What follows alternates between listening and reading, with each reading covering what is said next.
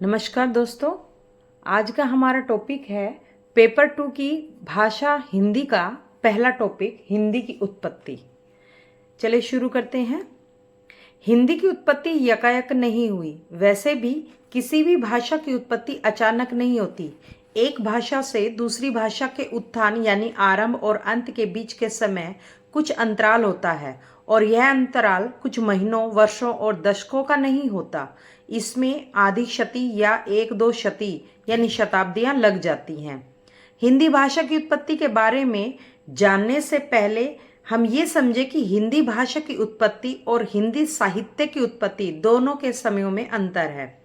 आइए पहले हम ये जानें कि हिंदी भाषा की उत्पत्ति जिसे आज हम जानते हैं, इसका आरंभ लगभग 18वीं शताब्दी के आरंभ से माना जाता है, जब अंग्रेजों द्वारा पहला विद्यालय 1803 में कलकत्ता में फोर्ट विलियम कॉलेज की स्थापना हुई थी। इसके लिए पुस्तकें लिखने के लिए जब कहा गया तो हिंदी के लिए खड़ी बोली शब्द का प्रयोग हुआ। भाषा के लिए हिंदी शब्द का प्रयोग वैसे तो 13वीं शती में अमीर खुसरो ने अपनी पहेलियों, मुकरियों और दो सिखुने में किया है, परंतु साहित्य में हिंदी भाषा का प्रयोग भारतेंदु हरिश्चंद्र के जन्म यानी 1850 ईस्वी से माना जाता है। बाद में उन्होंने ही इसी हिंदी भाषा को अपने साहित्य की भाषा बनाया और धीरे धीरे इसका विकास हुआ। आज हिंदी भाषा के आरंभ को 200 वर्ष भी नहीं हुए, लेकिन इसके आरंभ यानी 1850 से पहले किस प्रकार इसका रूप अस्तित्व में आया, यह हम जानेंगे। चलिए शुरू करते हैं हिंदी की उत्पत्ति।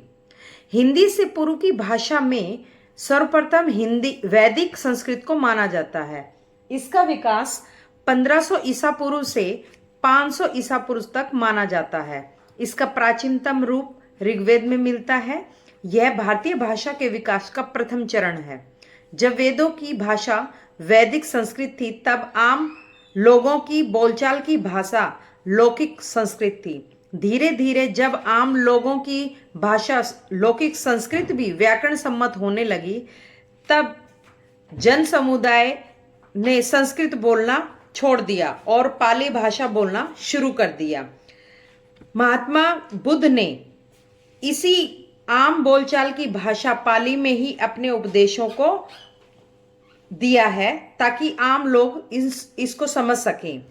संस्कृत का समय 1000 ईसा पूर्व से 500 ईसा पूर्व के लगभग तक माना जाता है और 500 ईसा पूर्व से 1 ईस्वी तक पाली भाषा का समय माना जाता है। जब पाली भाषा भी व्याकरण के नियमों से बंधने लगी, तब लोगों ने प्राकृत को अपनी भाषा के लिए प्रयोग करना शुरू कर दिया।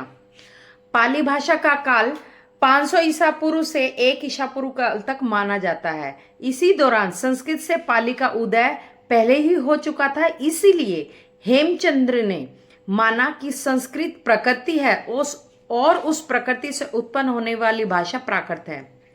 उनके अनुसार प्रकृति संस्कृत तत्भवम प्रागंतवा प्राकृतम।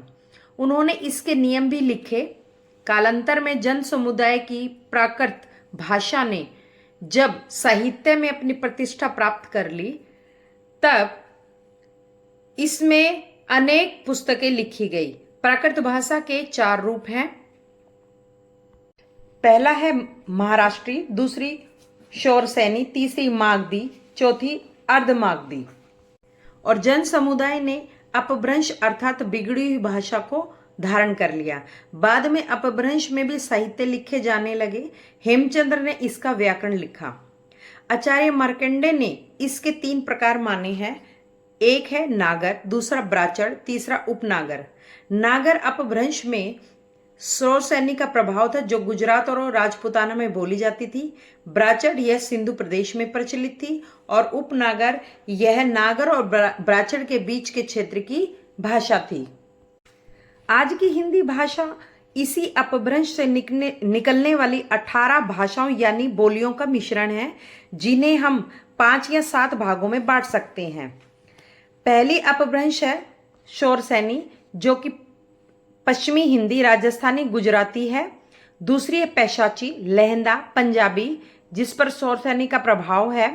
तीसरी है ब्राचड़, जो सिंधी है। सिंधी भाषा है। चौथी है खस, जिसे पहाड़ी भाषा के रूप में जाना जाता है। कुछ विद्वान ब्राचड़ और खस को पेशाची के अंतर्गत ही मानते हैं। उसके बाद है महाराष्ट्री, जो मराठी भाषा है। अर्धमागधी पूर्वी हिंदी, और मागधी में बिहारी, बंगाली, ओडिया और असमिया भाषा आती है। इस प्रकार हमने जाना खड़ी बोली हिंदी का उद्भव शौरसेनी अपभ्रंश से हुआ है, किंतु यदि हिंदी को पश्चिमी हिंदी और पूर्वी हिंदी की 8 बोलियों का प्रतिनिधि माने तो उसका उद्भव शौरसेनी तथा अर्धमागधी अपभ्रंश से हुआ है।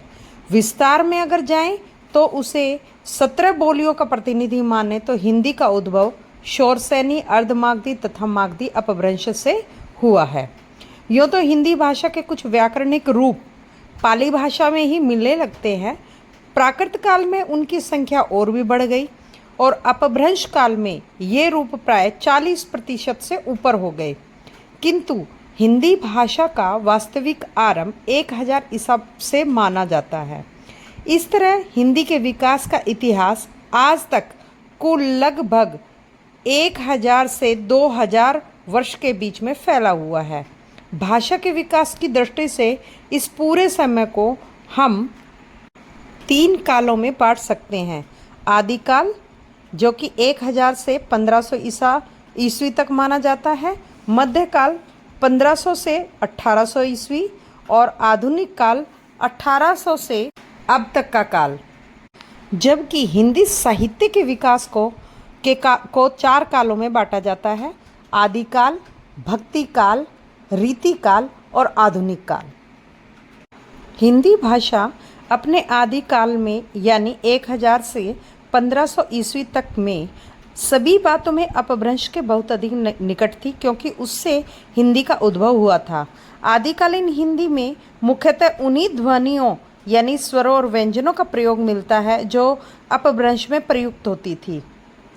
इस काल के साहित्य में प्रमुखतः डिंगल, मैथिली, दक्कनी, अवधी, ब्रज और मिश्रित रूपों का प्रयोग मिलता है। इस युग के प्रमुख हिंदी साहित्यकार गोरखनाथ, विद्यापति, नरपति नालय, चंद्रवरदाय, कबीर आदि हैं। मध्यकाल, जो कि 1500 से 1800 ईस्वी तक रहा, इसमें ध्वनि, व्याकरण तथा शब्द भंडार के क्षेत्र में मुख्यतः आगे दिए गए परिवर्तन हो गए। ध्वनि के क्षेत्र में 2-3 बातें उल्लेखनीय हैं। एक, फारसी की शिक्षा की कुछ व्यवस्था तथा दरबार में फारसी का प्रयोग होने से उच्च वर्ग में फारसी का प्रचार हुआ, जिसके कारण उच्च वर्ग के लोगों की हिंदी में क, ख, ग, ज, फ आदि 5 नए व्यंजन आ गए। दूसरा है शब्दांत का अ कम से कम मूल व्यंजन के बाद आने पर लुप्त हो गया। तीसरा, ह के बदले का अ कुछ स्थितियों में ए जैसा उच्चारित होने लगा, जैसे अहमद को अहमद कहा जाने लगा। इस काल में धर्म की प्रधानता के कारण राम जन्म स्थान की भाषा अवधी, कृष्ण जन्म स्थान की भाषा ब्रज में ही विशेष रूप से साहित्य रचा गया। यों दक्कनी, उर्दू, डिंगल, मैथिली और खड़ी बोली में भी साहित्य की रचना हुई। इस काल के प्रमुख साहित्यकार जायसी, सूर, मीरा, तुलसी, केशव, बिहारी, भूषण देव आदि हैं।